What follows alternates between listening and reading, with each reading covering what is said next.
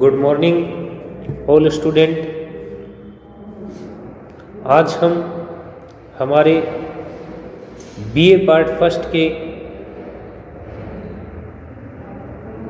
अगले टॉपिक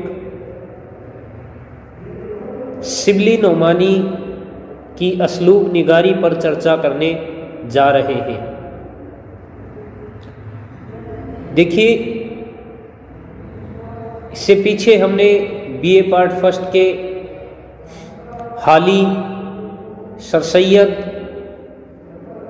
और बहुत से टॉपिक को हमने पढ़ा है।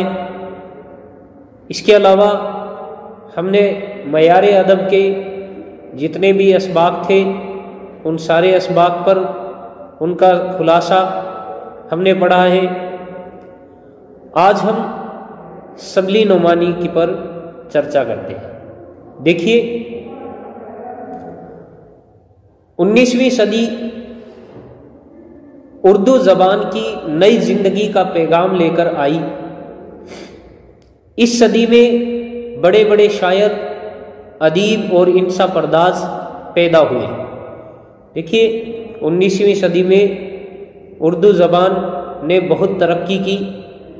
इस ज़बान इस दौर में 19वीं सदी के इस दौर में बड़े बड़े शायर, नकाद, अदीब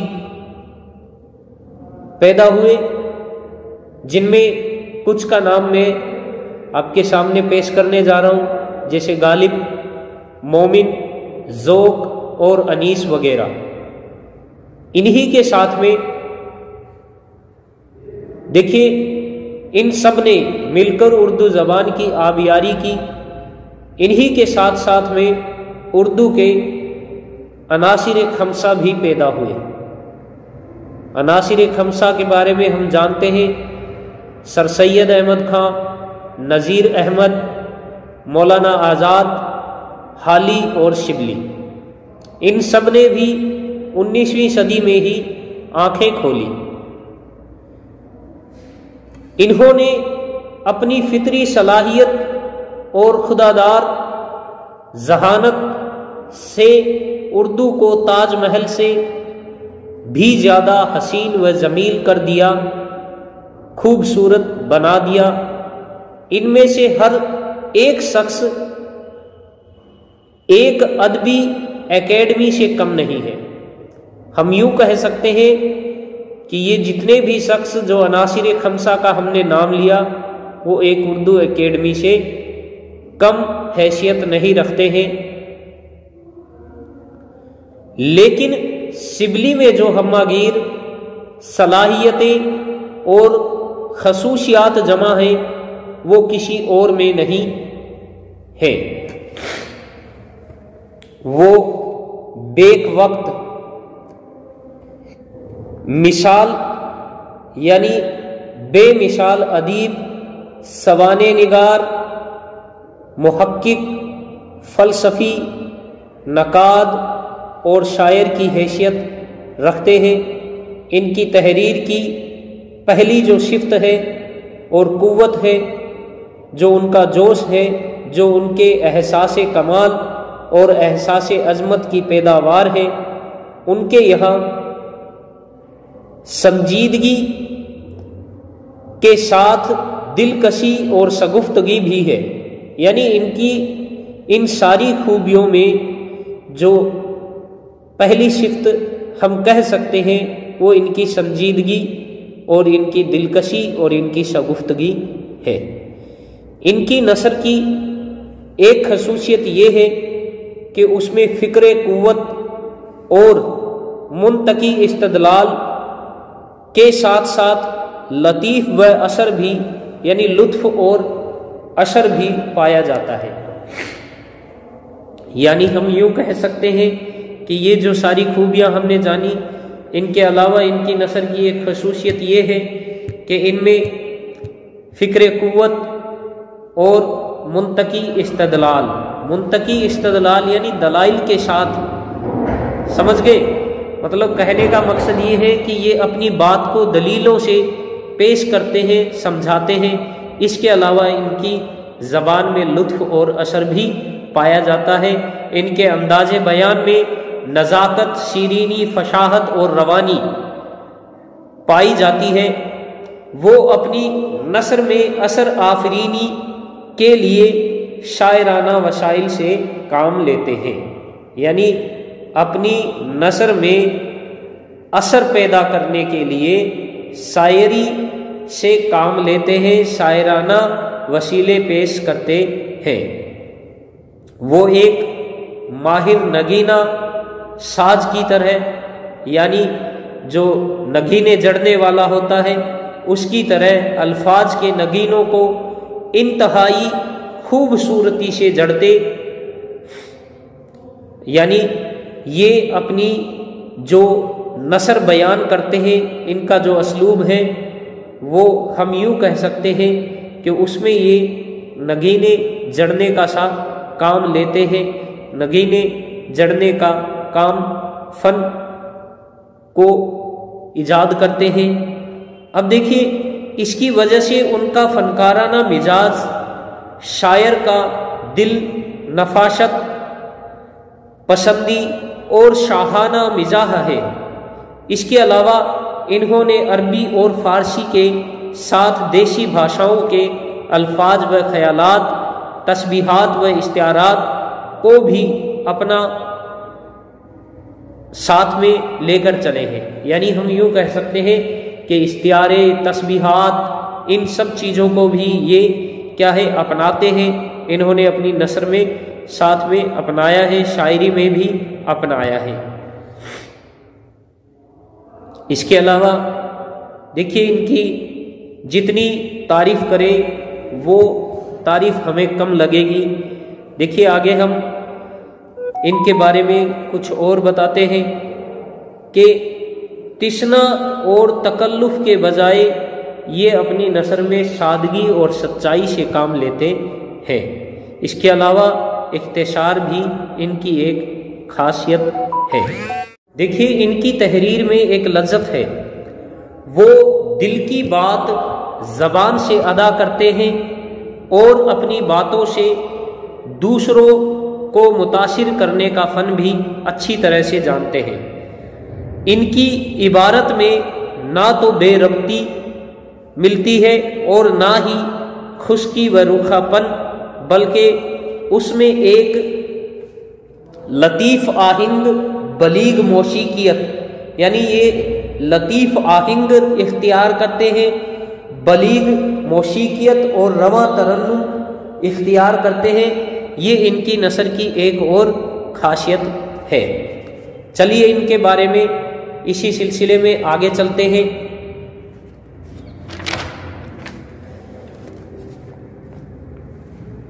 ان کی ادبی تحقیقات میں ان کا مخصوص سحر آفرین اسلوب بیان، یعنی جو ان کی تحقیقات ہے اس میں جو مخصوص ہے، جو خاصیت ہے، وہ ان کی سحر آفری اسلوب بیان ہے، جو نمایاں طور پر ان کی نثر میں، ان کی تحقیقات میں پایا جاتا ہے۔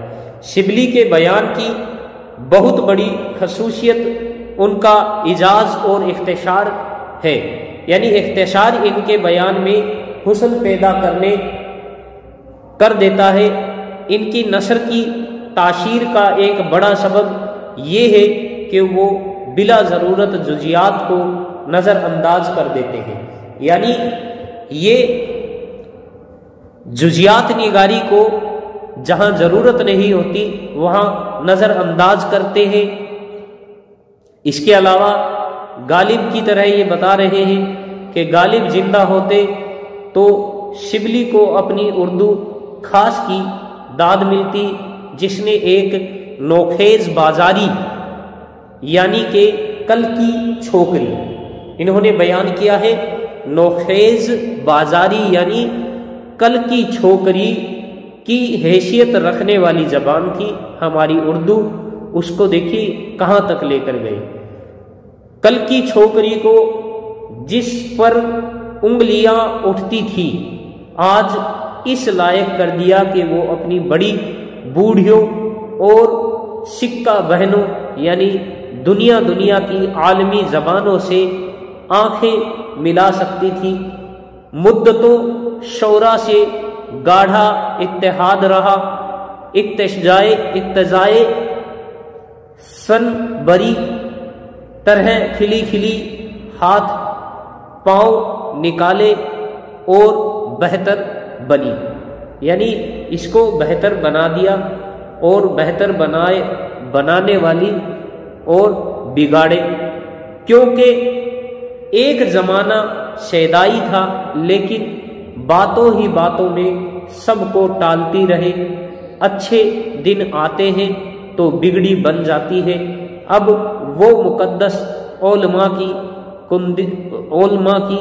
کنیزوں میں داخل ہے، لیکن سنا گیا ہے کہ خوش و شاف سبلی سے زیادہ مانوس ہے اور قریب انہی کے تصرف میں رہتی ہے۔ یعنی اس زبان کی انہوں نے تعریف بیان کی ہے کہ یہ جو زبان ہے جو کل کی چھوکری کہلاتی تھی، اس زبان نے اپنی کس طرح سے اپنے جو شخص اپنی حیثیت تھی اس کو بلند کیا، اور شبلی کے ہاتھوں یہ سارا کام اس زبان کا ہوا، کیونکہ شبلی نے سادہ سلیس زبان اس بے تکلف جس میں تکلف اور تشنا کی آمیزش تھی اس کو ختم کر کے سادگی اور سنجیدگی جس زبان میں بھر دی، اور اس زبان کو کہیں سے کہیں لے کر آ گئے، زمین سے آسمان تک اس کو پہنچا دیا۔ اب دیکھیے ہم شبلی کی اسلوب نگاری کی چرچا کرنے جا رہے ہیں کہ ان کا اسلوب کس طرح سے ہے۔ اس سے پہلے جو تعریف ہم نے سنی وہ مہدی آفادی کے لفظوں کی تعریف تھی، ان کی قلم سے لکھی ہوئی ان کی یہ تعریف تھی۔ دیکھیے سب سے پہلے ہم جانیں گے کہ یہ سوانح نگاری کی حیثیت سے پہچانے جاتے ہیں، تو باحیثیت سوانح نگار ان پر چرچا کرتے ہیں کہ یہ اپنا کیسا مقام رکھتے ہیں۔ دیکھیے شبلی نے سیرت النعمان، شوانح مولانا روم اور الغزالی وغیرہ سوانح عمریہ لکھی۔ ان کا سب سے بڑا کارنامہ سیرت النبی صلی اللہ علیہ وسلم ہے، جو ان کی آخری تصنیف ہے۔ انہوں نے اپنی ایک آخری تصنیف لکھی سیرت النبی، جس میں آپ حضور صلی اللہ علیہ وسلم کی سیرت بیان کی گئی ہے۔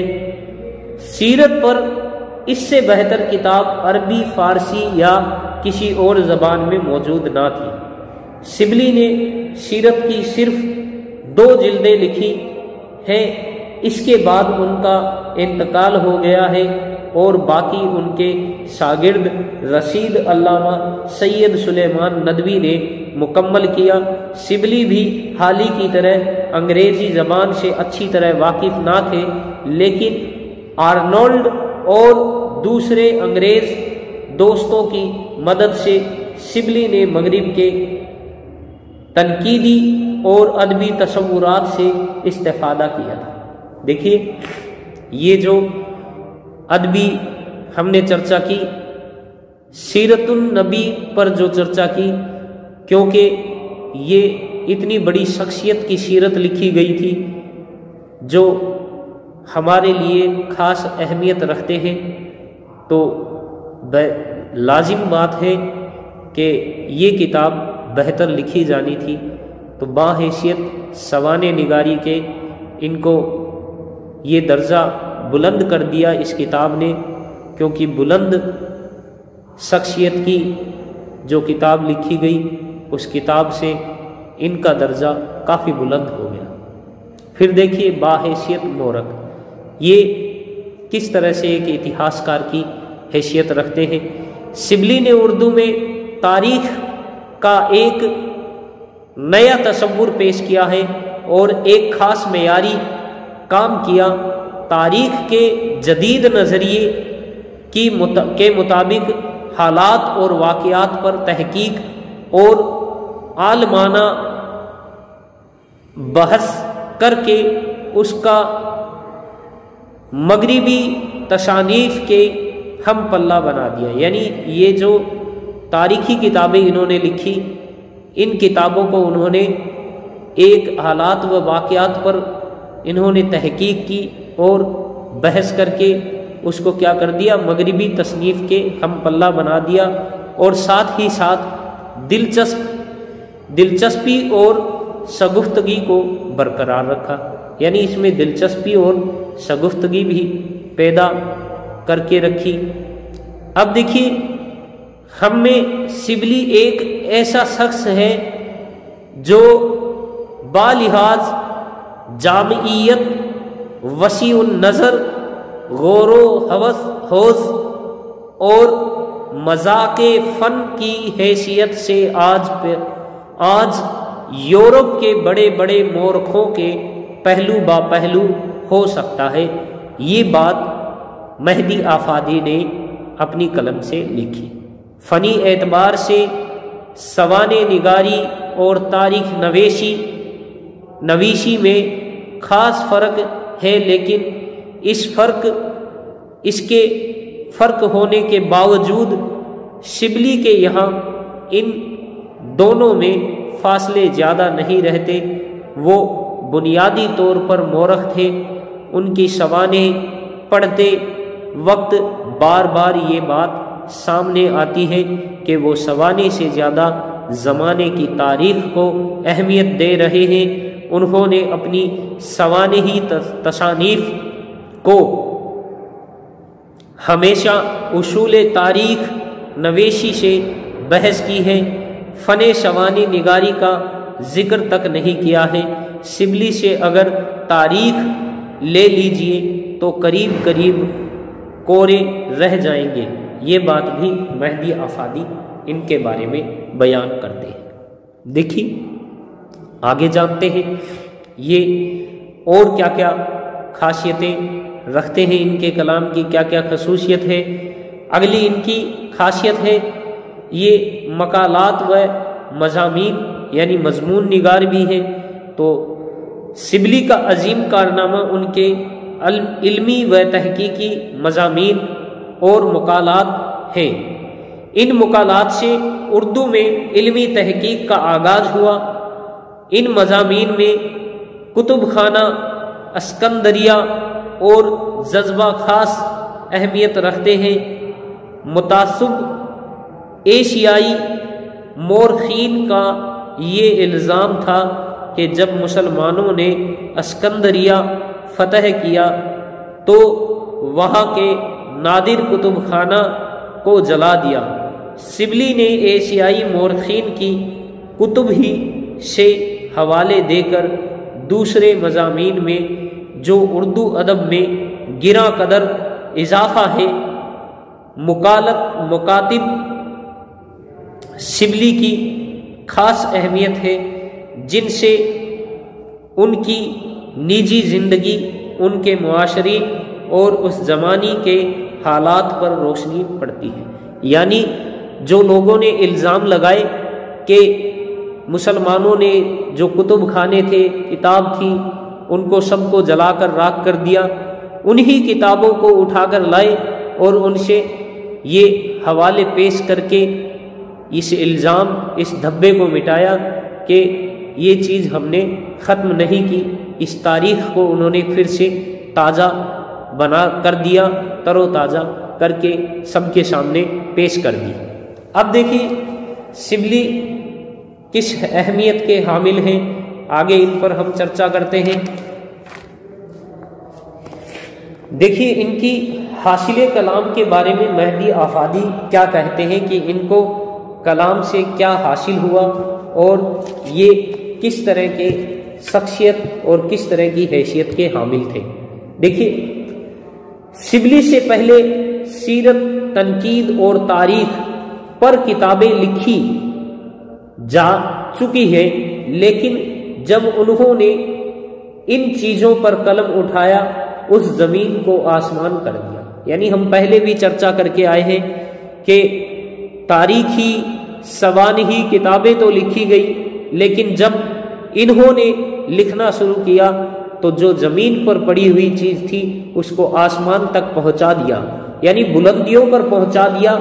دیکھیے کس طرح سے اردو میں پہلی بار یہ بات نظر آئی کہ ذوق سلیم سیرت اس طرح مرتب کرتا ہے اور تعریف و تنقید اس طرح لکھی جاتی ہے۔ ان کی علم الکلامی اور اس فن سے متعلق غزالی اور سوانی مولانا روم اردو زبان کی اولیت میں داخل ہے۔ شبلی ہی وہ شخصیت ہے جنہوں نے اس فن کی تاریخ و اصول اور اہل فن کا طریقہ عمل سے پہلے پیش کیا، یعنی جو اہل فن تھے ان کا جو طریقہ تھا وہ ان سے عمل سے پہلے پیش کر دیا۔ اسی طرح ان کے مضامین جذبہ، کتب خانہ اسکندریہ اور اورنگزیب عالمگیر پر ایک نظر اردو میں اپنی نوعیت کی پہلی چیزیں ہیں۔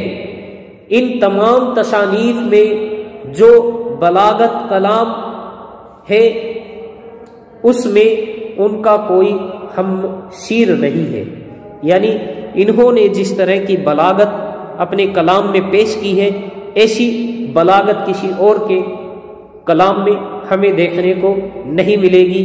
یہ ایک ان کا خود کا ہمشیر ہے، اور میں ان کا کوئی مطلب یہ بیان کریں گے کہ میرا بس چلے تو شبلی کو ہندوستان سے باہر کوسوں دور یوروپ کے کسی بیت الحکمہ میں بھیج دوں، جہاں ان کو اپنی غیر معمولی قابلیت کی داد بڑے بڑے علماء مستشرقین سے ملے گی، جو بالحاظ ان کے ہم فنی یا یارانے طریقت ہے۔